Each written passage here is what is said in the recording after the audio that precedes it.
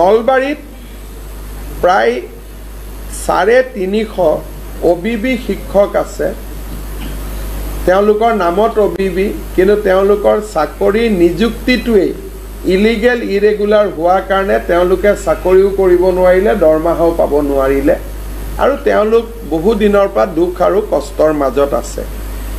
এই 387 গৰাকীক আমি CM ট্ৰিপুলে, য'ত চৰকাৰে 2 লাখ টকালৈকে 1 লাখ টকা ৰাজ সাহায্য, 1 লাখ টকা লোন দিয়ে, এই আঁচনিখনৰ অধীনত আমি নলবাৰীত এই 344জন ব্যক্তিক আনিবৰ বাবে আমি সিদ্ধান্ত লৈছোঁ। তেওঁলোকে এই বছৰৰ ভিতৰতে 30 ছেপ্টেম্বৰত এই পুঁজি আমি বিতৰণ কৰাৰ সিদ্ধান্ত লৈছোঁ। গতিকে 30 ছেপ্টেম্বৰত নলবাৰীৰ এই ব্যক্তিসকলে চৰকাৰৰ পৰা এটা আৰ্থিক সাহায্য লাভ কৰিবলৈ সক্ষম হ'ব। শ্ৰদ্ধা ছাৰ বাইদেউসকল, নলিনীকান্ত ডেকা নামৰ ইউটিউব চেনেলটো হৈছে এটি শিক্ষামূলক ইউটিউব চেনেল।